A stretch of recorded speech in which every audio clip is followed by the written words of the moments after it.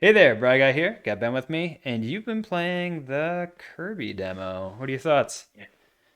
It's pretty good. It's still very Kirby, so it's not like it's hard now or anything. It's 3D, but like tutorials and such, level design, you can kind of see that it's very Mario Odyssey inspired. You know what's the kind of weird thing is like with the success of Odyssey, I was really surprised we didn't see either Odyssey 2 or what they hinted at in Odyssey itself. Why didn't we get a like Mario 64 straight up remake in Odyssey's engine? Yep, yep. Even Bowser's Fury is a weird pivot because they built Bowser's Fury out of the Mario 3D World engine. You could tell the materials look worse in 3D World than they do in Odyssey. Hmm. So they have like specific, like everything. Okay, if you play Mario 3D World, all of the characters look plastic, right? And they have more Yeah. of a PBR style, like physically based rendering style of materials in Mario Odyssey and a different engine. And performance is good in Mario Odyssey's engine. So it's kind of odd. I mean, it makes sense when you're releasing a game product like that to have it all over the same engine because it reduces the file size of the game, right? Because if you had to have two engines side by side, one of them to power each game, it would bloat the size of your game. It would bloat the transitions and loading between two parts of it because essentially You can't loading. share resources at Well, all. when you're booting the game, it has no awareness of which one you're going to play. So then you get this weird thing before you would get a load time as it loads, and you get a load time when you pick each of the games as it's deciding to load whatever engine it would pull in. But I was still kind of surprised that they just straight up built it out of Mario 3D World's engine. I would have expected them instead to have ported Mario 3D World into Mario Odyssey's engine, unless there's some things that it needs that it would have been more trouble than it's worth. But if they were going to build a whole like extra game with Bowser's Fury and I don't know, it just seemed like a missed opportunity. And I'm kind of wondering if they're using that to carry Mario to the next gen, whether they're going to bother pulling another Mario game in this generation or whether they're going to wait. We've got like probably 4 more years of Switch, so there'll probably be at least one more uh mainline 3D Mario. How many of those years are Although overlap years though? How many of those years do you think that they're going to have like I would assume the last 2 years of that would be overlap years with the new hardware in existence. So they're not going to kill the player base, and it's if they kept the hardware relatively constant, they could just do like a crazy low res port of Mario whatever the new one is that's on the new hardware and just have a super low res version on the Switch with terrible shadow mattes.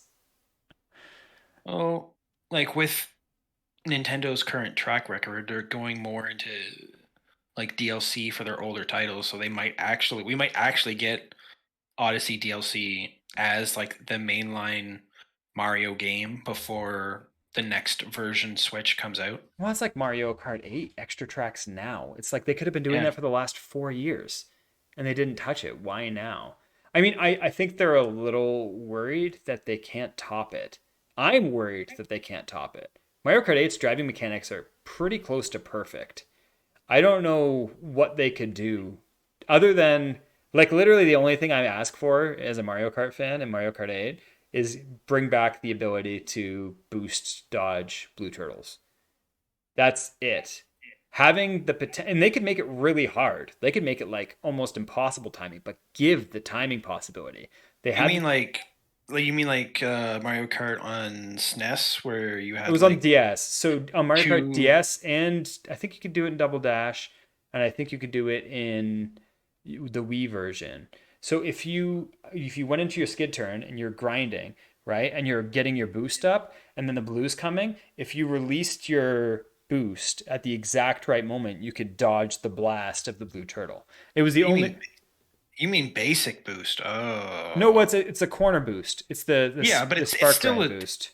it's still a like what is the correct term for drift boost? Yeah, it's a drift boost, but you couldn't Yeah. use a mushroom to boost out of the blue in Mario Kart DS, but you could use the turn boost, and it was so satisfying. It was so satisfying to just because you wouldn't get it every time, right? But if you knew the timing just right, you'd launch right at the end, right before it drops, and you would clear it. And they took that out in 8. it's just like you get murdered every time in Mario Kart 8 if a blue's coming, unless you have a horn. And they have coding in there. I guarantee they have coding in there for when you have a horn. I'm in first, and like oftentimes in Mario Kart 8, and I've been holding that, and a blue is shot, and lightning comes right away. I've been holding a horn for 2 laps. I've been holding it for 2 laps. Lightning comes first to clear my horn so that I get hit by the blue. I'm like, why did you give me a horn in the first place? Why? I've held it the entire race just for this moment, and then you rob me with a lightning. You do it all the time, Mario Kart. Anyways, that is the Mario Kart rant from. Well, if we're going over boost out of blue, I would prefer I believe it's Mario Kart SNES version where the first, I think, what was it, like first 1 or 2 frames of a mushroom boost, you were invincible, so you could use that to boost out of a blue shell. I might have been Mario Kart 64 because I don't remember that from the Super Nintendo one I played all the time. The 64 one's the one I played the least, so it might be that one. It's either SNES or 64. I can't remember which then. It's Yeah. an old one. I remember that. Yeah. Anyways, yeah. I mean, I'm curious what Nintendo has on the horizon. They've been holding Breath of the Wild 2 off for quite some time, so who knows what that's gonna bring. But there's also I don't know what else is there like Kirby. Nintendo Uh, got out lucky, and this is the problem Nintendo has like every other generation is when they don't have the third party support, they have a really hard time keeping the platform alive just on themselves. Even despite like Wii U had some great first party games, but with the Switch, like they don't even have to try. They could leave like 6, 7 months with nothing and they'd be fine because so many people are releasing games on Switch. But that wasn't the case with most of the other platforms. I mean, the things I'm most excited for are Xenoblade. I was kind of surprised we didn't see another Fire Emblem because, like, if you look at their cadence with Fire Emblem before that, it's like, why the slowdown? And like 6 years, we got Awakening, we got Fates, we got Echoes, Shadows of Valencia, and we got Three Three houses. Houses. Three Houses. So we had 4 full Fire Emblem games in how many years? When did let me see, Fire Emblem Awakening. Fire Emblem Awakening came out 2012, and Three Houses. Three Houses came out in 2019, 2012 to 2019. So 7 years. They had 4 games in 7 years. It's a pretty good release cadence, and we haven't seen anything since Three Houses. So I don't know. I thought they would have had at least one more Fire Emblem since then. Well, they had DLC for Three Houses. Eh, that doesn't really count. So I'm kind of surprised. I thought we would have gotten a Fire Emblem announcement, but we Yeah, we didn't. did. No, We we didn't. did. We got No, Fire Emblem Three Houses no, too. Ben. No, we did not. There was no announcement of note. I specifically remember cackling at you at one of No, your I videos. know, I know. Xenoblade 3 is probably the one I'm most excited for coming up. And obviously Front Mission re-release, that's great, but once again, wish it was 3 or 4 or 5. But Hmm. it's still a good place to start. I think the big problem with that is you would want them to get new traction, and when they start all the way back at the beginning, you don't think they'll have enough energy to catch up to it. Hmm. It's like if you think about the DS release of Final Fantasy 3 where they did it in 3D. It's like everyone's been hoping for them to remake 6. So they do 3 and then they do 4 and they're like, "Oh, are they going to do 5 or are they going to do 6?" No, they stopped at 4. Right? So it's like you never know when they're going to remake specific things or when they're going to keep up with something all the way if they go start going back and re-releasing things. So, I don't know. I mean, I'm trying to. The thing I'm most excited about is the Mario Kart DLC this year, which is funny. Um, AO3 Bayonetta 3, yeah, but we still haven't, scheduled for this year. we haven't seen anything on it in a while. Hmm. I know that it had the most trouble development because I think the lead person on it left partway through development. Was I it think I think I Hideki remember. Kamiya? Kamiya left? Kamiya didn't leave Platinum, did he? I think he did. Let me check. Uh,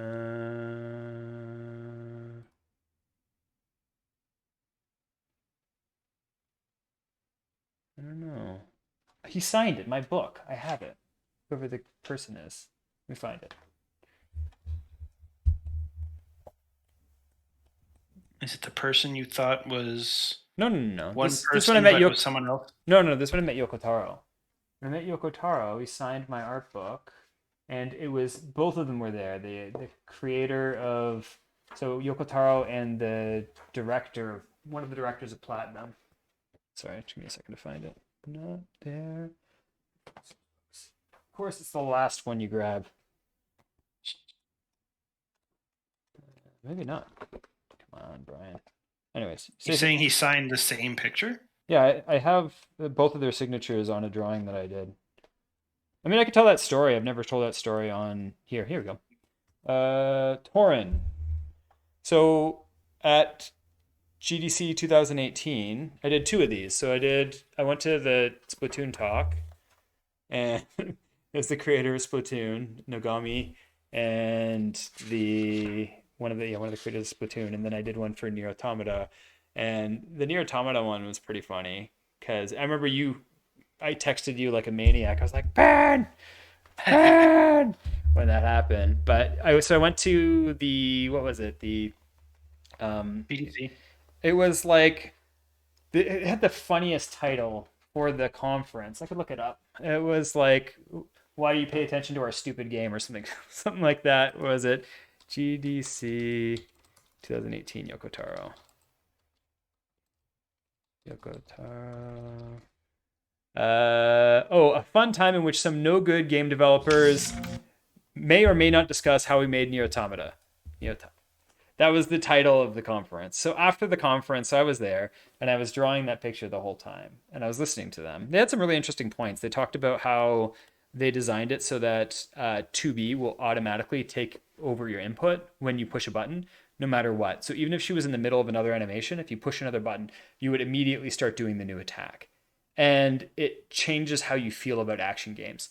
Because a lot of action games, if they make you carry on your previous animation, even though you've given new input, it causes issues with the player feeling like they're really in control. So they basically, other than a couple of key story segments where they overrode that when like 2B was hacked and things like that, they had they kept to that for the most part. But one of the cool things about so after the conference, they had two lineups. They had one lineup for everyone who wanted a picture with Yoko Taro, and he wore the helmet the entire time, like the entire conference, and then the entire line for photos with him. He wore the helmet, so he wore the Emil helmet from Nier Replicant, Nier Gestalt. Anyways, and he goes through like a line of like 100 people, and I was like, I don't care about a photo. I'm not the kind of person that likes having photos with people. It's not my deal, right? It's like I know I met him whether or not I have a photo with him, but I'm like, I don't know, maybe I'll go in the signature line and get him to sign something, right? So, anyways, I was like second or third or fourth in the signing line. And the first person in the line was someone cosplaying as 2B, and then there's a couple other people. So, anyways, when he finishes like all of the photo line, then he takes off the helmet to get ready for the signatures, and he looks exhausted. He's like sweating, and he's just like, I'm done with this conference. Get me out of here. I guess I'll sign these things.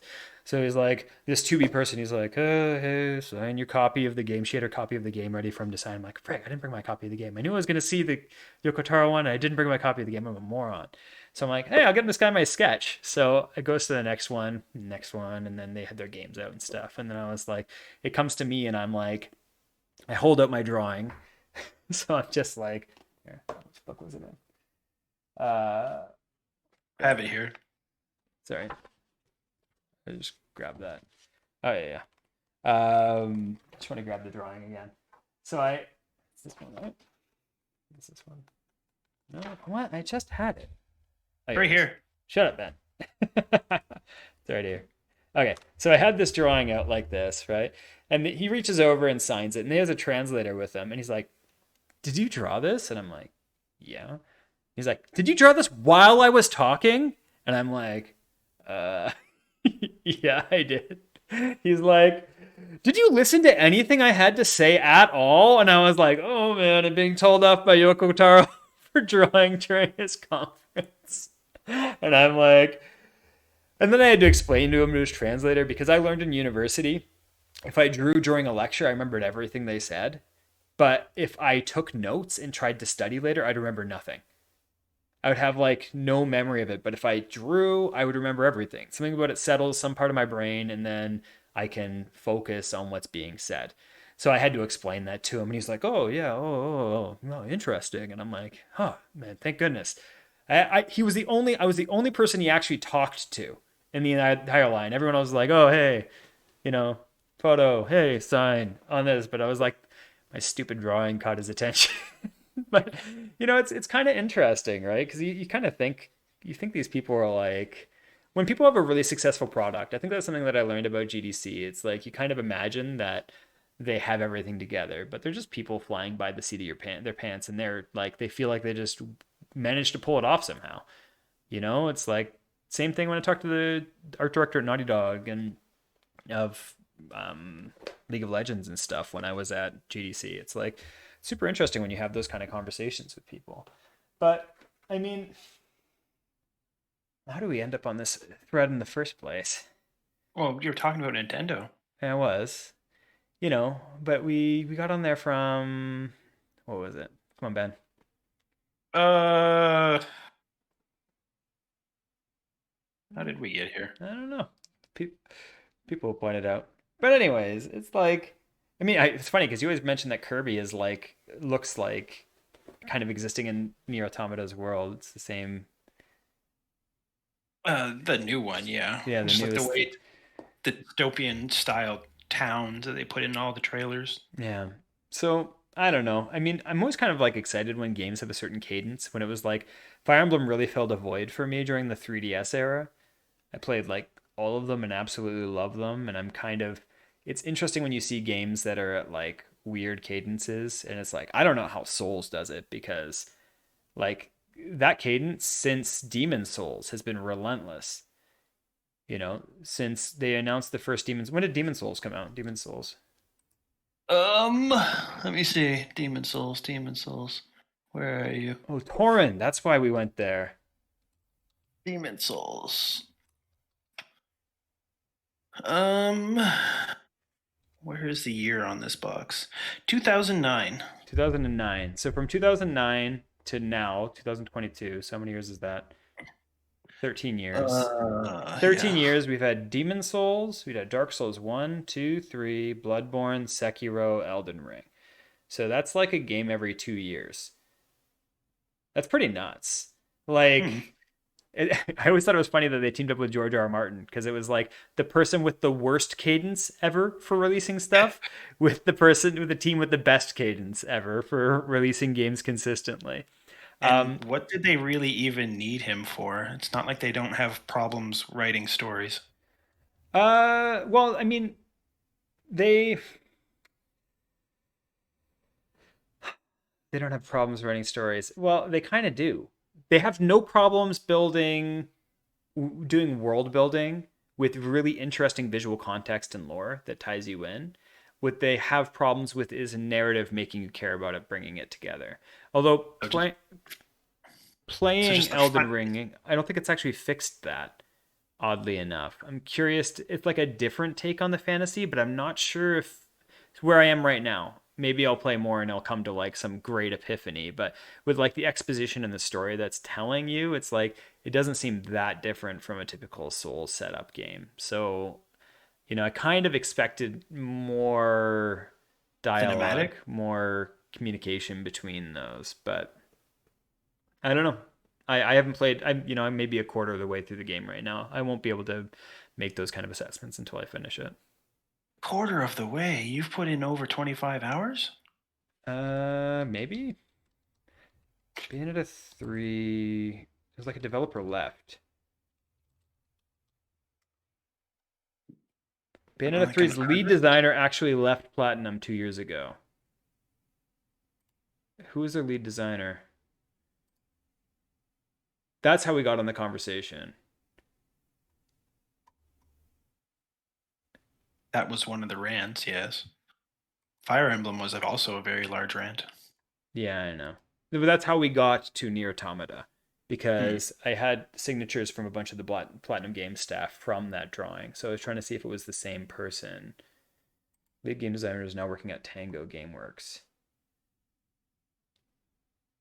So it's Tango. Marius Hermanovicius. Very strange name. But that's not the Tauren. So there's, anyways, I wonder what Tauren's role was at Nier Automata. I'll have to look it up.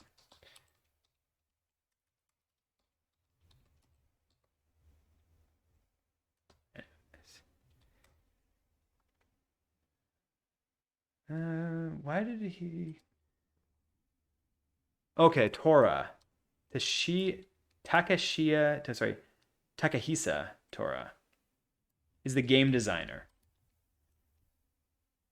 So he was the game designer at Platinum Games, Wonderful One, Metal Gear Rising, Nier Automata, and Astral Chain. Ooh. Pretty good record, actually. Yeah. I'm just curious if he's still there. Unfortunately, it's he doesn't seem to have a wiki. They teased you so bad with the Bayonetta 3 making you think it Oh, was Astral Astral Chain at Chain the too. beginning. Yeah, they were like everyone wanted Astral Chain, but yeah, I guess Bayonetta 3 is probably the next big release from Nintendo. The next, like, hopefully it's good. I'm hoping it's really good. I don't know if you have any hopes for that. Well, Bayo 3, yeah, definitely have hopes. Although, like, the weird kaiju battle seems weird, but I'm guessing it's probably mechanics they used from Astral Chain. They had kaiju battles in other Bayonetta games. There were so many different Mm. sections in Ash. But you didn't control them though. They were background cinematics while you fought the humanoid in the foreground. Yeah, there's some really crazy over the top stuff in Bayonetta 2. I'm trying to think if there was anything like that. Bayonetta 1, that last fight was insane. When you were like, it was like the foot of the character you were fighting as you were walking around in that giant sphere. It was like they Yeah, had, where you're fighting the giant statue reincarnation of God which was, kind of it's thing. such a Devil May Cry thing to do. They've had so many of those bosses in Devil May Cry, but yeah, I don't know. I mean, Kirby's probably the next big thing. Weird that they announced another two Pokemon games. Yeah, which makes me think that possibly Zelda isn't coming out this year. It might be Yeah, pushed back to like January, February, March. I think this has been the most relentless Pokemon release window I think we've seen. It was Hmm. like they released, Brilliant Diamond and Shining Pearl, and then like immediately delegitimized them like 2 months later, 3 months later with Arceus. And fans of Pokemon seem to really be liking Arceus. So Yeah.